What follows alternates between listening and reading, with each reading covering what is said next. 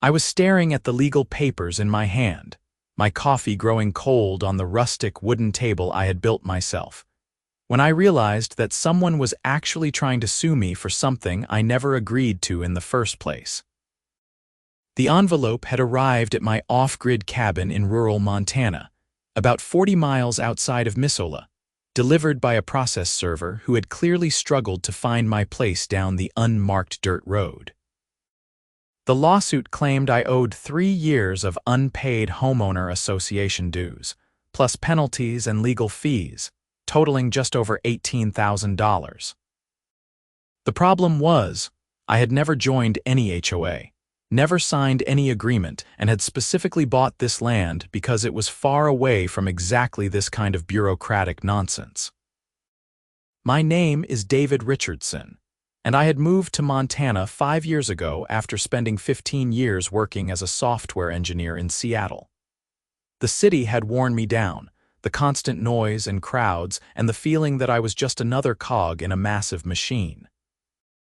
I had saved aggressively, living well below my means, and when I finally had enough money, I started looking for land where I could build something with my own hands and live on my own terms. I found 20 acres of beautiful forested property with a small creek running through it, no neighbors for miles, and most importantly, no HOA restrictions. The previous owner, an elderly man named Frank Morrison, had assured me the land was completely unencumbered, and my title search had confirmed it. I had spent 3 years building my cabin, doing most of the work myself with help from a few local contractors when I needed it. The cabin was 1,200 square feet, built from local timber, with a metal roof designed to handle Montana's heavy snow.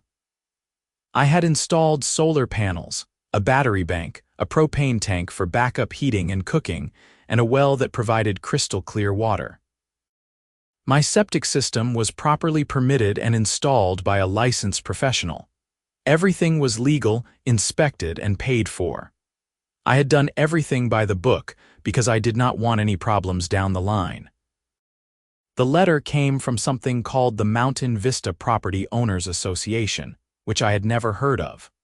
According to the lawsuit, my property fell within their jurisdiction, and I had been in violation of their covenants, conditions, and restrictions since the day I started building. They claimed I owed annual dues of $4,000, which seemed insane for property this remote, plus late fees that had compounded over 3 years. The lawsuit also listed numerous violations, including my solar panel installation, my garden fence, my chicken coop, and the fact that my cabin was apparently not the right color. I called my lawyer, Tom Hendricks, who I had used for the property purchase. He was a local attorney in Missoula, a straight-talking guy in his 50s who knew Montana property law inside and out. When I read him the details over the phone, there was a long silence. "Dave, you are absolutely certain you did a title search before buying?" he asked. "Of course." "You recommended the title company yourself. There was nothing about any HOA in any of the paperwork. I made sure of it because that was one of my deal breakers. Let me pull your file and make some calls. Do not respond to this lawsuit yet. We have 30 days to file an answer, and I want to understand what we are dealing with first. Can you scan and email me everything they sent?" I spent the next hour scanning the documents and sending them over. The lawsuit was filed by an attorney named Patricia Whitmore from a firm in Kalispell, about 2 hours north of me. The paperwork referenced an HOA that had supposedly been established in 1998, long before I bought my property. According to their documents, any property within a specific geographical boundary was automatically subject to their rules and dues, whether the property owner knew about it or not. That evening, I sat on my porch watching the sun set over the mountains, trying to make sense of the situation. I had come out here specifically to avoid this kind of thing. I was not bothering anyone. My nearest neighbor was 3 miles away. I generated my own power, managed my own water, and lived quietly.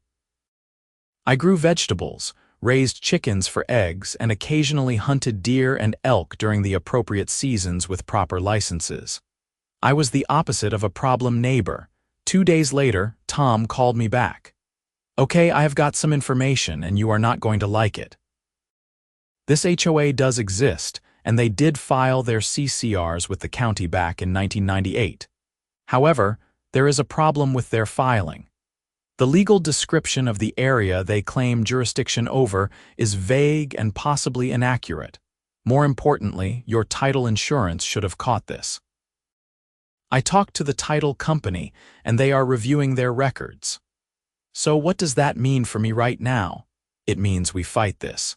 We are going to file an answer denying their claims and arguing that you had no notice of this HOA when you purchased the property. We will also argue that even if the HOA was properly established, they failed to provide you with proper notice of any dues or regulations. You cannot enforce fees that someone does not know about. How much is this going to cost me? Tom sighed. I will be honest with you, Dave. If they push this all the way, it could get expensive. But I think we have a strong case, and there is a good chance your title insurance will cover your legal fees if we can prove they missed something they should have caught. Over the next few weeks, I tried to research this Mountain Vista Property Owners Association. They had a basic website that looked like it had been built in 2005 and never updated. The site listed a board of directors, rules and regulations, and a contact form that did not work.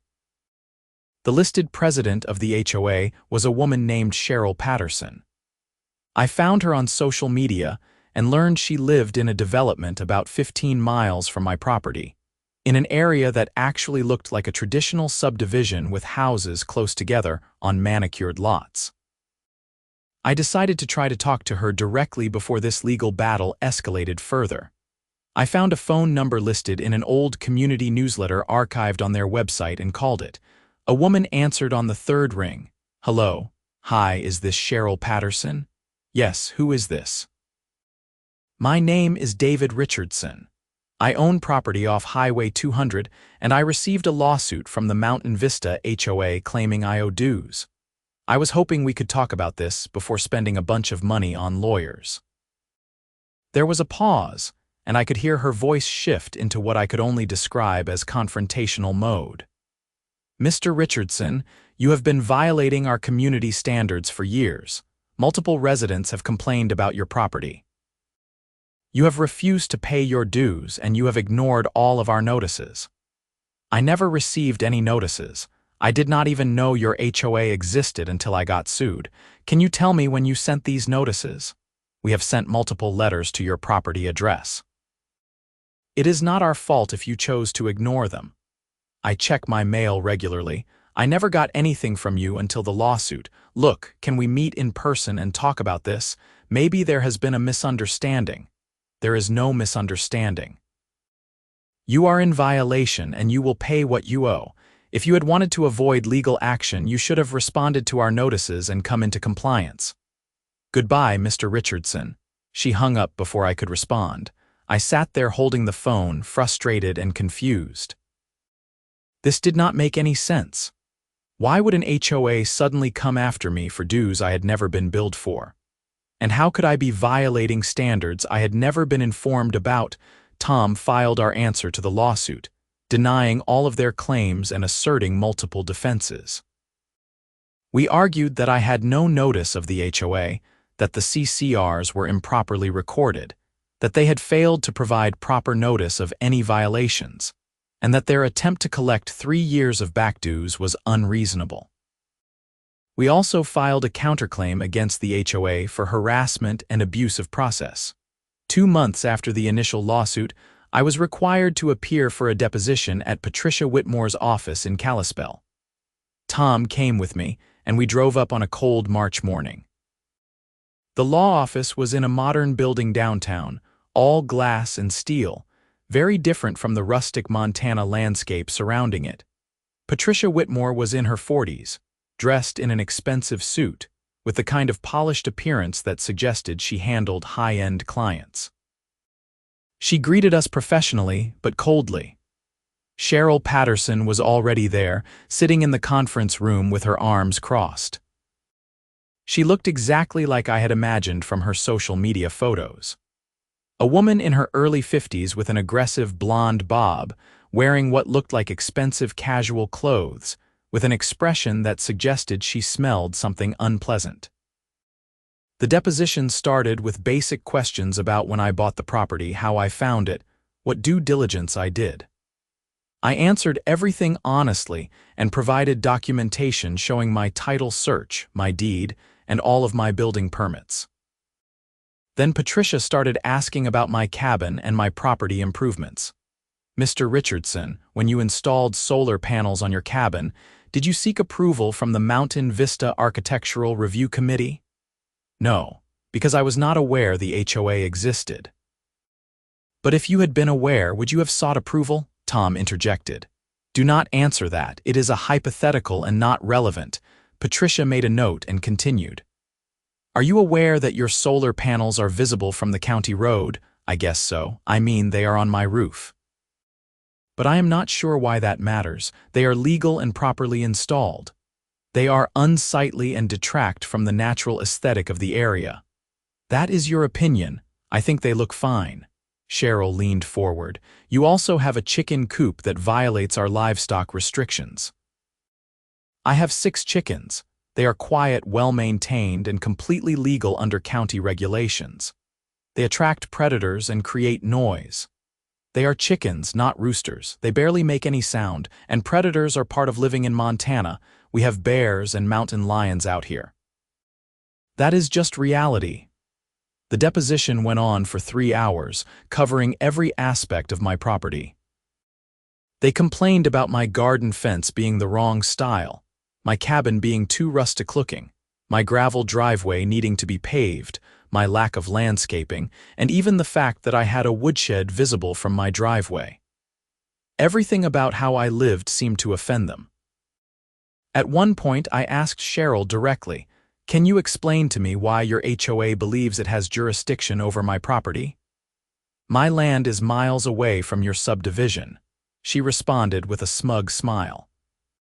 The Mountain Vista HOA was established to maintain property values and aesthetic standards for a defined geographical area.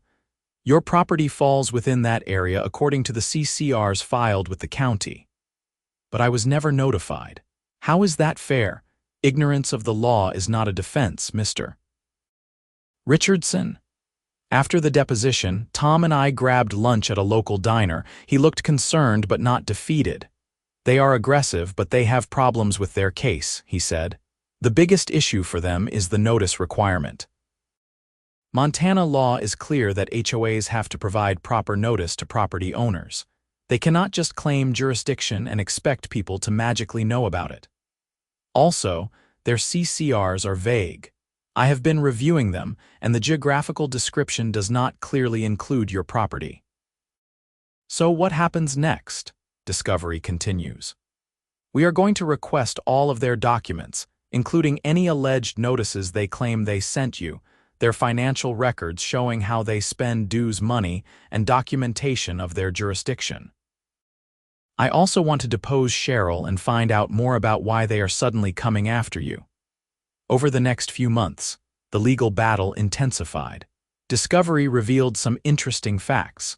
First, the HOA could not produce any evidence that they had ever sent me notices before the lawsuit. They claimed they had sent letters, but they had no certified mail receipts, no tracking information, and no returned mail. Second, their financial records showed that the HOA was in serious financial trouble. They had fewer than 30 active member properties actually paying dues, and their annual expenses far exceeded their income. Third, the geographical boundaries in their original CCRs were based on an outdated survey with landmarks that no longer existed. Most damning was what we discovered about how they were using the dues they did collect. Instead of spending money on community improvements or maintenance, most of the budget went to legal fees and payments to board members for administrative work. Cheryl Patterson was paying herself $3,000 a month as HOA president, despite the fact that there was no language in the bylaws authorizing such payments. When it came time for Cheryl's deposition, Tom was ready. We met at his office in Missoula this time, and Cheryl showed up with Patricia Whitmore and an attitude that suggested she was doing us a favor by being there. Tom started gently, asking about the history of the HOA when it was founded, who the original members were. Then he got into the specifics. Miss Patterson, can you describe the geographical boundaries of the Mountain Vista HOA jurisdiction? It is all detailed in the CCRs filed with the county. I have read those CCRs. They reference a boundary starting at the old Miller fence line. Can you show me on a map where that is? Cheryl looked uncomfortable.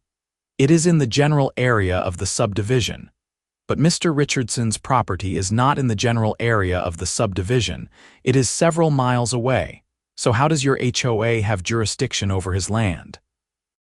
The boundaries extend beyond the subdivision to maintain the overall character of the region.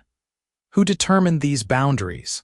The founding members of the HOA in 1998. And were all property owners within those boundaries notified when the HOA was established? I do not know. I was not president back then. Tom pulled out a document. According to the county records, there were approximately 65 parcels within the boundaries described in your CCRs when they were filed in 1998. How many property owners were notified? I would have to check the records. We have checked the records, Miss Patterson. There is no evidence that anyone outside the original subdivision was notified. That is about 40 parcels, including Mr. Richardson's land, which was owned by Frank Morrison at the time, that were never informed they were supposedly part of this HOA. Patricia Whitmore jumped in. The CCRs are public record. Anyone doing a title search would have found them. Tom did not miss a beat. Except Mr. Richardson did do a title search through a reputable title company, and they did not flag any HOA restrictions. Why do you think that is? The deposition revealed more problems with the HOA's case. Cheryl admitted that they had only started actively trying to enforce their jurisdiction beyond the original subdivision in the last 2 years, after their financial situation became dire. She also admitted that they had specifically targeted properties that had visible improvements, hoping to collect back dues and penalties to shore up their budget. So you are admitting that you are going after property owners who were never members of your HOA, never paid dues, and never received any benefits from your organization, purely to collect money to cover your financial shortfall? Tom asked.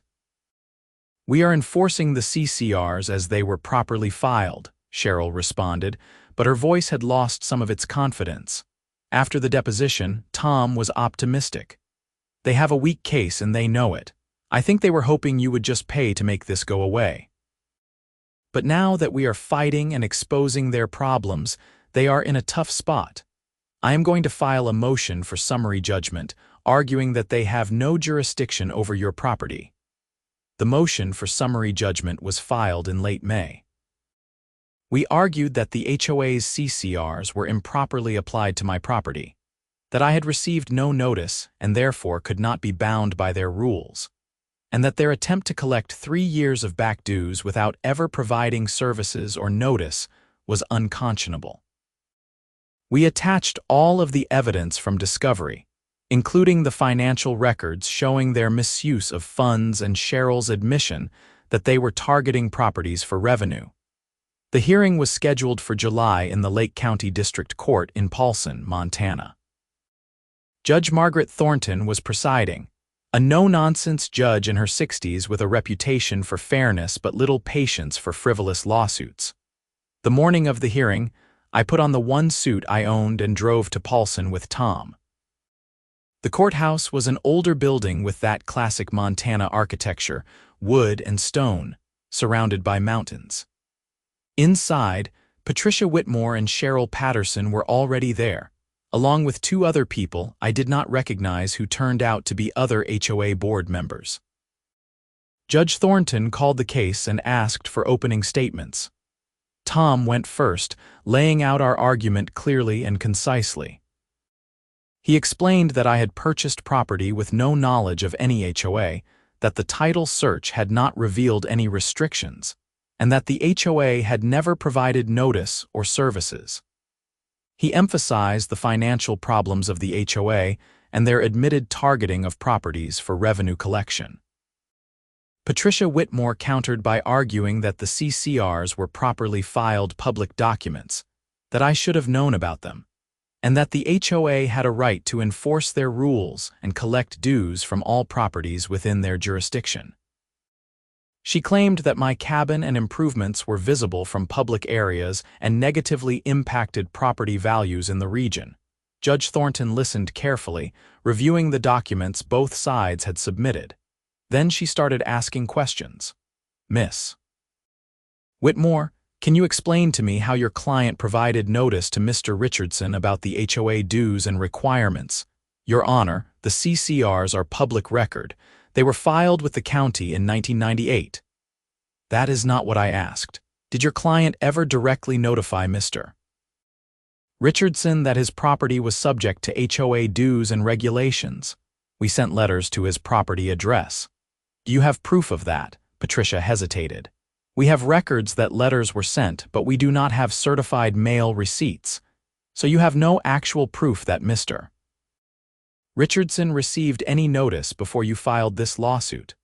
The onus is on property owners to be aware of restrictions on their land, Your Honor.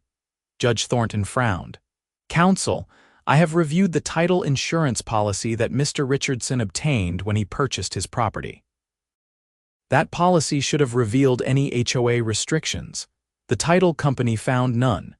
Can you explain why your client's CCRs were not caught by a professional title search? Patricia did not have a good answer for that. I cannot speak to the competence of the title company, Your Honor.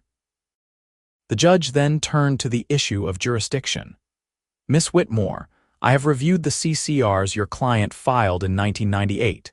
The geographical description is vague and relies on landmarks that I am not certain still exist or can be clearly identified. How do you definitively establish that Mr. Richardson's property falls within your jurisdiction? Patricia pulled out a map they had prepared, but as she tried to explain it, the weaknesses in their case became obvious. The boundaries were fuzzy, and my property was on the very edge of what they claimed was their jurisdiction. Judge Thornton asked several pointed questions that Patricia struggled to answer. Finally, the judge addressed the financial issues. I am also concerned about the allegations that your client is misusing HOA funds and targeting property owners for revenue collection rather than for legitimate enforcement of community standards. Can you address that? Your Honor, the HOA board members are entitled to reasonable compensation for their work, and the legal fees are necessary to enforce the CCRs. Miss Patterson is paying herself $3,000 a month from an HOA with only 30 paying members. That seems excessive for what appears to be minimal actual work, and your legal fees are consuming a significant portion of the HOA's budget. What exactly are the members getting for their dues money? The hearing went on for another hour, but it was clear which way Judge Thornton was leaning. At the end, she took the matter under advisement and said she would issue a written ruling within 30 days. Tom and I left the courthouse feeling cautiously optimistic. That went well, he said. Judge Thornton clearly saw the problems with their case. I think we have a good shot at winning the summary judgment motion. 3 weeks later, the ruling came. Judge Thornton granted our motion for summary judgment, dismissing the HOA's claims against me entirely. Her written opinion was scathing. She found that the HOA had failed to provide adequate notice to property owners outside the original subdivision, that their geographical boundaries were too vague to be enforceable against my property, and that their attempt to collect 3 years of back dues without ever providing services or notice was unconscionable. She also noted the financial mismanagement issues and suggested that the HOA members might want to look more carefully at how their board was spending their money. But Judge Thornton went further. She granted our counterclaim for abuse of process and awarded me attorney's fees, finding that the HOA had filed the lawsuit in bad faith primarily to extract money from me. The total amount the HOA now owed me was just over $32,000, covering Tom's fees and compensation for my time and stress. I thought that would be the end of it, but I was wrong. About 2 weeks after the ruling, I received a strange phone call from a woman named Angela Morrison. She explained that she was Frank Morrison's daughter. Frank was the man who had sold me the property, and he had passed away about a year after our transaction. Angela had been handling his estate and had heard about my legal battle with the HOA. Mr. Richardson, I think you should know something about that HOA and my father's property, she said. My dad fought with them for years before he sold you that land. They tried to claim jurisdiction over his property back in 2000, shortly after they were established. He hired a lawyer and fought them off, and they backed down. He thought it was over. Did he tell me about this when I bought the property? He probably did not think it was relevant anymore since they had backed down. But here is the thing. I found some documents in his papers after he died. The HOA board members were trying to force my dad to sell his property to a developer who was going to pay them kickbacks. When he refused, they started harassing him with violations and dues claims. He was going to report them to the authorities, but then his health declined and he just wanted to sell and move to be closer to me in Idaho. This was a new and disturbing piece of information. Do you still have those documents? Yes, I kept everything. I can make copies and send them to you if you think it would help. I immediately called Tom and told him what Angela had said. He was very interested and asked her to send everything she had. When the documents arrived a week later, they painted a troubling picture. There were letters between Frank Morrison and the HOA board from 2000 and 2001, showing that they had tried to force him to pay dues and comply with standards he had never agreed to. There were also handwritten notes Frank had made about conversations with a developer named Rick Sanderson, who had apparently offered HOA board members under-the-table payments if they could pressure property owners to sell. More concerning were emails Angela found on her father's old computer, printed out and included in the package. These showed conversations between Cheryl Patterson and Rick Sanderson discussing specific properties they wanted to target, including my land. The emails were from several years ago, but they made it clear that there was a financial motivation beyond just collecting HOA dues. Tom reviewed everything and then called me. Dave, this is bigger than we thought. If what these documents suggest is true, we are looking at possible fraud and conspiracy. I think we need to report this to the authorities. Are you sure? I mean, I won my case. Do I really want to keep poking this bear? This is not just about you anymore. If they are targeting other property owners with the same scheme, someone needs to stop them.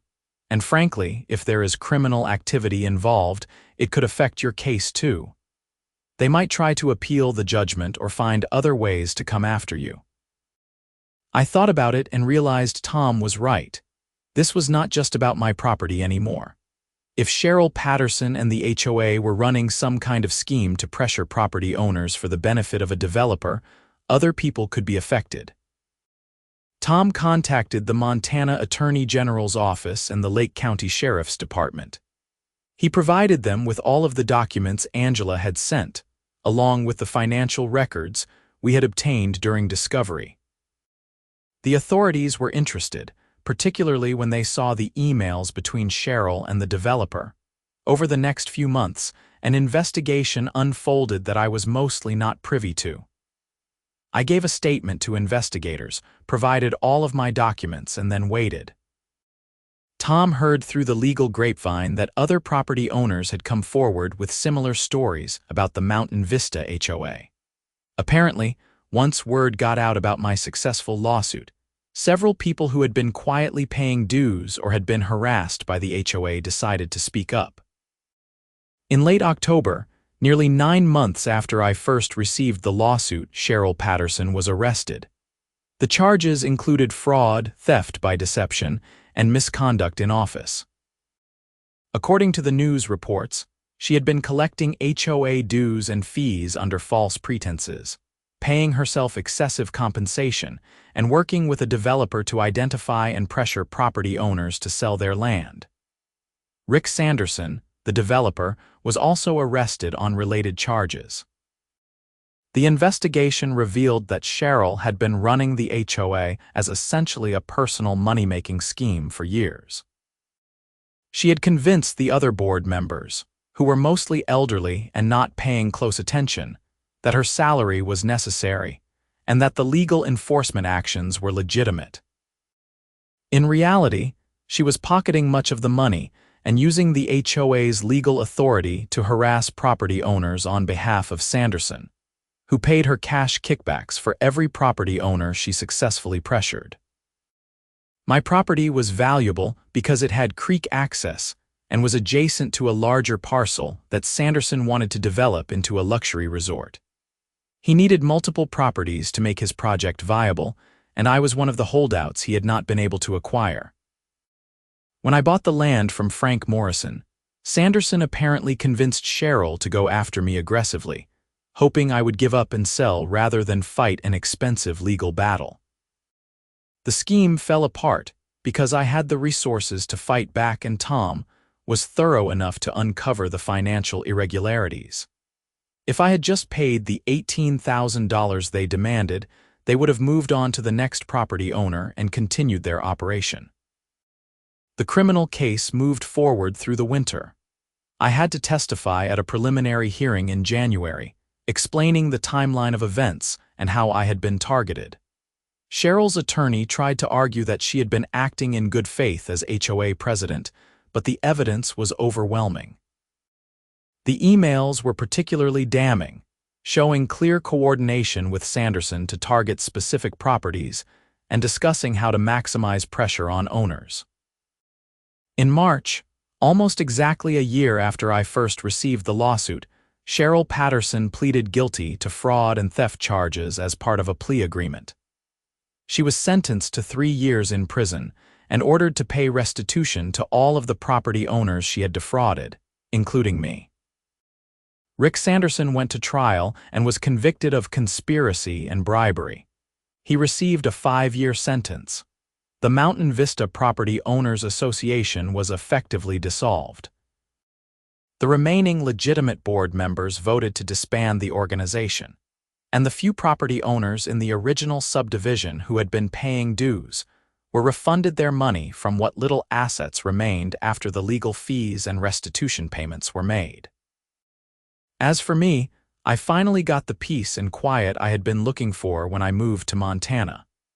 The legal judgment against the HOA was paid out from their insurance policy and Cheryl's assets, so I recouped all of my attorney's fees and then some.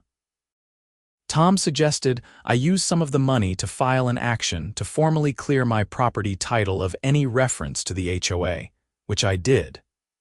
The county records were updated to remove any cloud on my ownership. I also reached out to Angela Morrison to thank her for coming forward with her father's documents. She was glad that something positive had come from her dad's old files and that Cheryl had finally been held accountable. My father would have been happy to know that someone finally stopped her, Angela told me. He was so stressed by what she put him through, I think it contributed to his health problems. By the time spring arrived, bringing warmer weather and the return of green to the Montana landscape, I felt like I could finally relax. I spent my days working on improvements to my property, tending my garden, and enjoying the solitude I had worked so hard to find.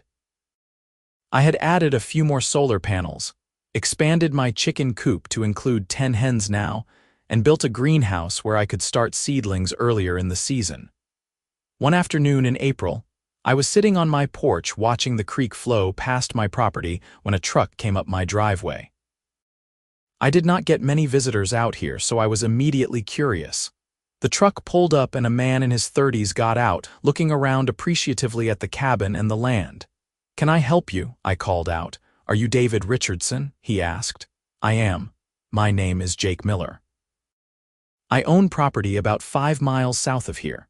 I heard about what happened with the HOA and wanted to introduce myself. I was one of the other property owners who got targeted by Cheryl Patterson.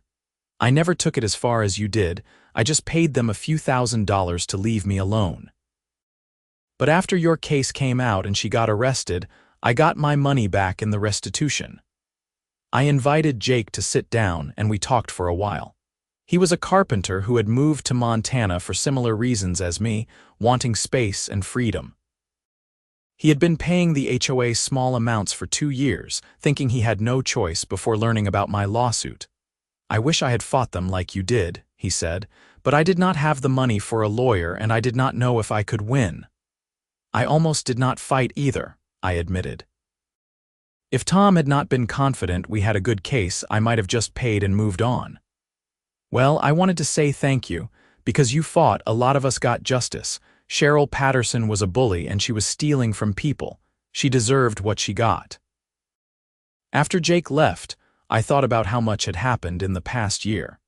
I had come to Montana to escape exactly the kind of conflict and legal trouble that the HOA had brought into my life. It would have been easier to pay them and avoid the fight. But something about the injustice of it, the fundamental unfairness of being sued for dues I never owed to an organization I never joined, had made me dig in and fight back. In the end, standing up for myself had not just protected my own rights, but had exposed a criminal operation that was hurting other people.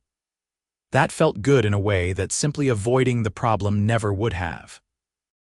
Tom called me a few days later to let me know that all of the legal loose ends were finally tied up. The last of the restitution payments had been processed, the HOA was officially dissolved with the state, and my property records were clean. "You are finally free and clear," he said. "No more HOA, no more lawsuits, no more drama. I appreciate everything you did, Tom. I could not have gotten through this without you. You did the hard part by standing up and fighting. A lot of people would have just paid to make it go away. You made the right call." After I hung up, I walked down to the creek and sat on a flat rock I like to use for thinking. The water was running high with snowmelt from the mountains, cold and clear. I could hear birds in the trees and the wind rustling through the pines. This was why I had moved here. This peace, this connection to the land, this freedom to live on my own terms. The fight with the HOA had been stressful and expensive and time-consuming, but it had also taught me something important. There are times in life when you have to stand up for yourself, even when it would be easier to walk away. There are times when fighting back is not just about you, but about something larger, about justice and accountability, and making sure that bullies do not win. I thought about Cheryl Patterson sitting in a prison cell somewhere, and I did not feel anger or satisfaction, just a kind of weary relief. She had chosen to abuse her position and hurt people for personal gain, and now she was facing the consequences. The system had worked, slowly and imperfectly, but it had worked. I also thought about all of the other property owners who had been affected by her scheme. Some of them had lost money they could not afford to lose. Some of them had been stressed and harassed for years. My fight had helped them get some justice, and that meant something. As the months went by and summer turned to fall and then winter again, life settled into a comfortable rhythm. I continued to improve my property, adding a small workshop where I could do woodworking projects. I started selling some of my vegetables and eggs at the farmer's market in Missoula, making a little extra income and meeting people from the area. I took on occasional remote consulting work in my old field of software engineering, just enough to keep my skills current and add to my savings. I also became more involved in local property rights issues. After my experience, I understood how important it was to protect landowners from overreach and abuse. I attended county commission meetings and spoke up when issues came up that affected rural property owners. I was not looking to become a political activist, but I felt a responsibility to use my experience to help others. One evening, almost 2 years after the initial lawsuit, I was at a community meeting about proposed zoning changes when a woman approached me. She was in her 40s, dressed practically in jeans and a work shirt with a worried expression. Mr. Richardson, I heard about what you went through with that HOA. I think something similar is happening to me and I do not know what to do. We talked for a while, and she explained that a different HOA was trying to claim jurisdiction over her property and demanding back dues. It sounded like a legitimate HOA this time, but there were still questions about whether they had properly notified her and whether their jurisdiction was valid. I gave her Tom's contact information and encouraged her to fight if she believed she was right. It is not easy and it is not cheap, I told her, but sometimes you have to stand up for yourself. And if they are in the wrong, you owe it to yourself and to other people they might target to fight back. She thanked me and promised to call Tom. I hoped she would follow through and get the help she needed. Looking back on the entire experience, I realized that my off-grid cabin, the simple life I had built for myself, had become the center of a much larger story. What started as my personal dream of independence and self-sufficiency had turned into a legal battle that exposed corruption and helped other people. It was not what I had planned or wanted, but it was what had happened. My cabin still sits on those 20 acres outside of Missoula, surrounded by forest and mountains, with the creek running through the property. The solar panels still power my lights and appliances. The chickens still lay eggs every morning. The garden still produces vegetables all summer. Everything I built is still here, exactly as I intended it. But now, when I sit on my porch in the evening and watch the sun set over the mountains, I carry with me the knowledge that I fought for this place and this life. I did not let someone take it from me through legal intimidation and false claims. I stood my ground and I won. The legal papers that started this whole mess are filed away in a drawer now, along with the final judgment and the documentation that my property is free and clear. I do not look at them often, but I keep them as a reminder. A reminder that justice is possible, that standing up to bullies matters, and that sometimes the system works if you are willing to fight for what is right. I also keep a copy of the news article about Cheryl Patterson's arrest and conviction. Not because I take pleasure in her downfall, but because it represents something important. It represents accountability, the idea that people who abuse power and hurt others will eventually face consequences. It represents all of the other property owners who were victims of her scheme and who got some measure of justice because I was willing to fight. Most importantly, those papers represent my freedom. The freedom to live the way I choose, on land I own, without interference from people who have no legitimate authority over me. That freedom is what I came to Montana to find, and that freedom is what I fought to protect.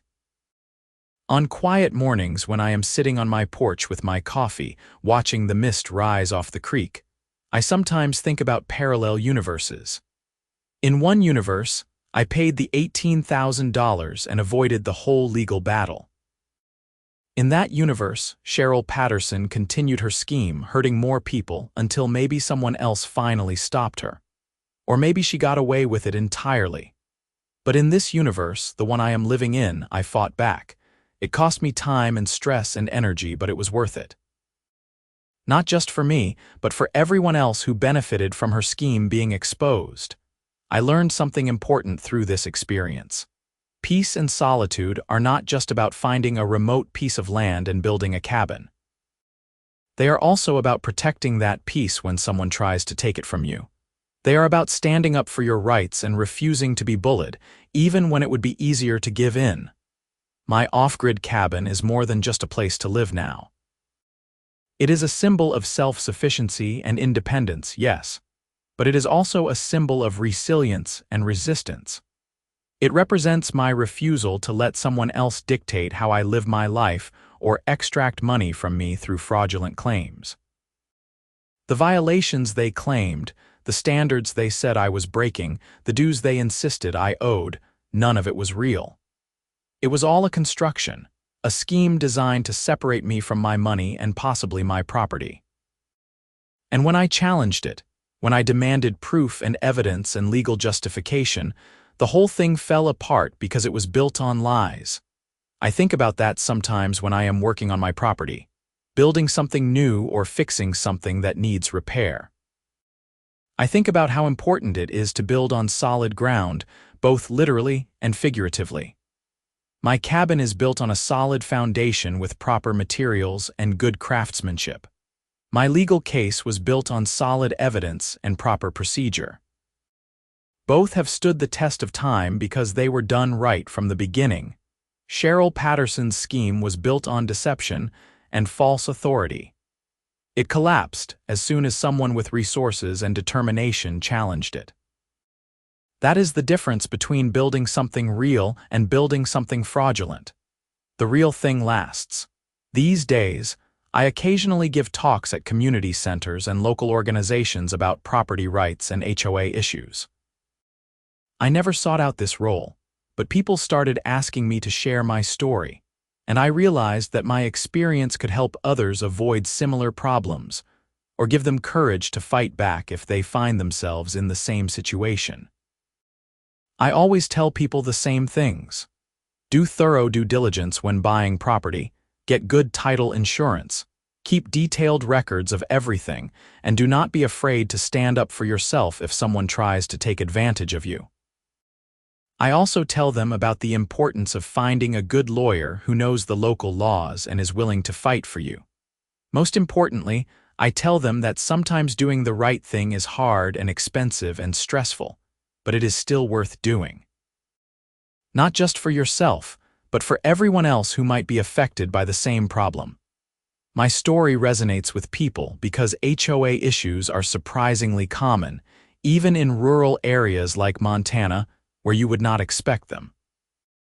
People move to places like this specifically to get away from rules and regulations and busybody neighbors, only to find themselves targeted by organizations claiming authority they do not really have.